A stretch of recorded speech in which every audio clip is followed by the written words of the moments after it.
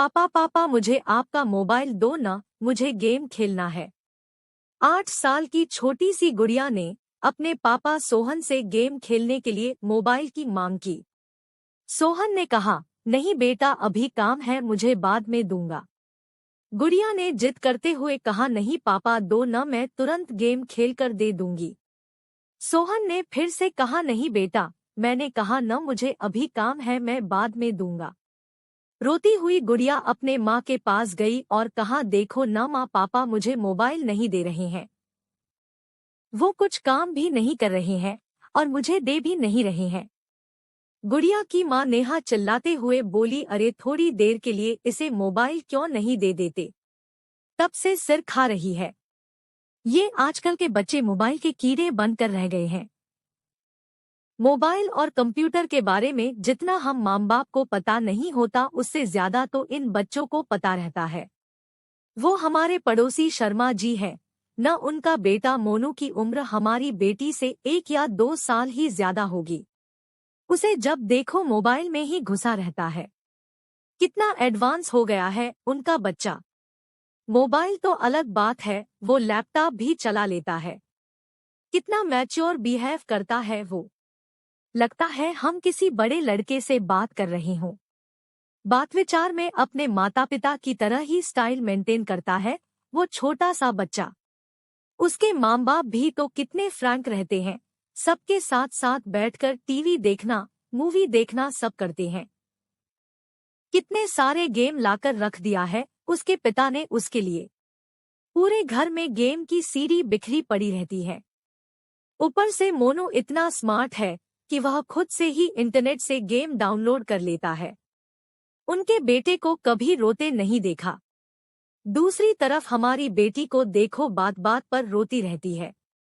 हर समय मोबाइल की रट लगाए रहती है। एक आप हो कि उसे तो मोबाइल देते ही नहीं। सोहन ने कुछ सोचते हुए कहा, वो सब तो ठीक है, उसके गेम खेलने के लिए एक अलग से मोबाइल दे दूंगा, लेकिन इस तरह वो ज्यादा मोबाइल यूज करेगी तो उसके आंख पर बुरा असर हो सकता है। नेहा कुछ नहीं बोली तो सोहन ने कहा, मैं अभी किसी काम से बाहर जा रहा हूँ, लगभग 10 मिनट में आ जाऊंगा, फिर हम लोग सब मिलकर कहीं घूमने चलते हैं। नेहा ने कहा, ठीक है, तब तक मैं उसे तैयार भी कर दूंगी।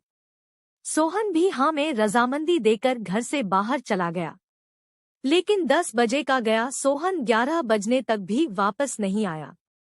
इस बीच नेहा ने उसे फोन लगाने की कोशिश भी की, लेकिन उसका फोन हर समय व्यस्त ही बता रहा था। नेहा को सोहन की चिंता होने लगी कि आखिर क्या बात है जो अभी तक सोहन आया नहीं। लगातार कोशिश के बाद आखिरकार एक बार सोहन का फोन लग ही गया। फोन लगे ही नेहा बोल उठी, क्या हुआ? 10 मिनट का बोल गए, 1 घंटे से ऊपर हो गया, तुम्हारा तो कुछ पता ही नहीं।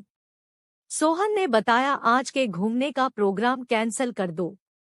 आज हम घूमने नहीं जाएंगे, और अगर जाएंगे भी तो शाम को। नेहा ने आश्चर्य और चिंता भरे स्वर में पूछा, लेकिन बात क्या है? कहाँ हो तुम? सोहन ने कहा, हॉस्पिटल में हूँ। नेहा चीख पड़ी, क्या? हॉस्पिटल में क्या हुआ तुम्हें? सोहन ने कहा, मुझे कुछ भी नहीं हुआ, मैं ठीक हूँ और मैं तुम्हें अभी कुछ भी नहीं बता सकता, घर आकर सारी बात बताऊंगा। लगभग शाम तक सोहन वापस आया। आते ही नेहा ने सवालों की झड़ी लगा दी, तुमने तो कहा था शाम को घूमने चलेंगे। ये टाइम भी निकल गया। अब गुड़िया को कैसे समझाऊं, सुबह से सज-धज कर तैयार बैठी है कि कब पापा आएंगे और वह हम सब के साथ घूमने जाएगी। सोहन ने कहा, उसे किसी तरह समझा बुझा कर खिला पिला कर सुला दो, मुझे तुमसे कुछ जरूरी बात करनी है। नेहा ने ऐसा ही किया।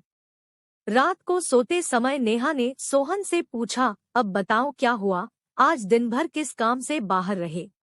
सोहन ने बताया, वो हमारे पड़ोसी शर्मा जी हैं, न उन्हें एक परेशानी आ गई थी, उसी में लगा रह गया। मैं आज सुबह जैसे ही घर से निकला तो बाहर देखा पार्किंग एरिया में कुछ लोग झुंड बनाकर खड़े थे। पास जाकर देखा तो मोनू, वो 9 साल का छोटा सा बच्चा, अपने साथ खेल रही बच्ची नित्या के साथ गलत हरकत करने की कोशिश कर रहा था। कुछ लोग उसकी अश्लील हरकतों को देख हंस कर बातें कर रहे थे। देखो आजकल के बच्चों को कैसे हैं इनके माँ बाप जिनके बच्चे ऐसी गंदी हरकतें कर रहे हैं। बच्चों को देखते ही समझ में आ जाता है कैसी परवरिश दे रहे हैं इनके माँ बाप। भीड़ जमा देख शर्मा जी भी दौड़े आए तो अपने बेटे को उस अवस्था में देखकर बहुत लज्जित हुए। वहां खड़े सभी लोगों ने उनकी बहुत बेइज्जती की। शर्मा जी ने तो गुस्से में आकर अपने बेटे पर हाथ ही उठा दिया था, लेकिन मैंने उन्हें रोक दिया और मोनू को साथ में लेकर शर्मा जी का हाथ पकड़कर अपनी गाड़ी में बैठाकर एक पार्क में ले गया। वहां मैंने उनका गुस्सा शांत किया। मैंने उनसे पूछा, क्या मोनू किसी बुरी संगत में है जो इसे गंदी बातें सिखा रहा हो? शर्मा जी ने कहा, नहीं ऐसी कोई बात नहीं है। फिर मैंने कहा, हो न हो इस बच्चे के मन में कैसे भी इस तरह की भावनाएं घर कर गई है। इसे फौरन किसी मनोचिकित्सक के पास लेकर जाना होगा जो इसकी काउंसलिंग कर पता लगा पाएगा कि इसके मन में ऐसी बातें कहाँ से आईं। फिर मैं उन्हें एक मनोचिकित्सक के पास ले गया। काफी देर की काउंसलिंग के बाद उसने बताया, हम सभी बच्चे बिल्डिंग के नीचे पति पत्नी का खेल खेल रहे थे, जैसे मेरे मम्मी पापा खेलते हैं। मेरे पापा दूसरे शहर में काम करते हैं और हर शनिवार को आते हैं और रविवार की शाम को चले जाते हैं। जब तक पापा बाहर रहते हैं माँ बहुत ही प्यार से उनसे बातें करती है, और जब भी पापा आने वाले रहते हैं मेरी माँ मुझे जल्दी सुला देती है। मैं भी उनसे बहुत सारी बातें करना चाहता हूँ। सुबह पापा देर से जगते हैं और मेरे लिए उनके पास समय नहीं रहता। पापा के आने के पहले माँ के कमरे में एक सीडी रखी थी, जिसे देख मैंने सोचा ये मेरे गेम की सीडी है और उसे लैपटॉप में डालकर चेक किया। तभी माँ अचानक मुझे सुलाने आ गई। मैं भी सोचता था कि पापा के आने से पहले माँ मुझे जल्दी क्यों सुला देती है। फिर मैंने रात को सिर्फ सोने का बहाना किया और पापा के आते ही सब कुछ छुपकर देखा कि माँ उन्हें प्यार से गले लगाती है और उसके बाद वो कैसे खेलते हैं। मोनू की यह सब सुनकर मेरे और शर्मा जी के पसीने छूट गए। डॉक्टर ने उसे कुछ दवाइयाँ दी है और साथ ही सलाह भी दिया है कि तुरंत ही उसका यह माहौल बदल दे। उसके खेल खिलौने फौरन बदल दिए जाए। उसे माँ बाप का भरपूर समय मिलना चाहिए। उसके सामने कभी भी उस बात की चर्चा न हो। उन्हें फौरन ये जगह छोड़ना होगा ताकि समय के साथ साथ वह इस वाक्य को भूल सके। डॉक्टर ने बताया, हम लोग बच्चों को अपने बीच की बाधा समझते हैं और किसी न किसी तरह उसे मोबाइल, लैपटॉप और इंटरनेट मुहैया कराकर उसे व्यस्त कर देते हैं ताकि हम अपना काम बिना किसी डिस्टरबेंस के कर सकें। आजकल इंटरनेट पर बिना सर्च किए भी कुछ अश्लील तस्वीरें और बातें दिख जाते हैं जो बच्चों के कोमल मन पर बहुत बुरा असर छोड़ते हैं और आगे चलकर वो हमारे हाथ से बाहर हो जाते हैं। नेहा ये सब सुनकर स्तब्ध रह गई थी।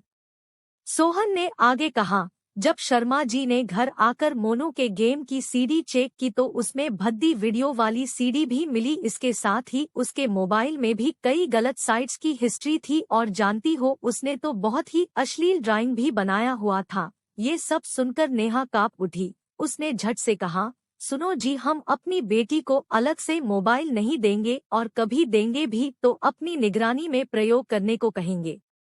हम अपनी बेटी के साथ ढेर सारा समय बिताएंगे और हर सही गलत बात के लिए उसका उचित मार्गदर्शन भी करेंगे। सोहन ने भी सहमति में सिर हिला दिया। दोस्तों, अपने बच्चों के साथ प्यार भरा रिश्ता बनाकर उन्हें सही गलत की शिक्षा देनी चाहिए और सबसे महत्वपूर्ण बात कि उनके साथ ढेर सारा वक्त बिताना चाहिए, क्योंकि माता पिता होना एक बहुत बड़ी जिम्मेदारी होती है और परवरिश कोई खेल की बात नहीं होती है।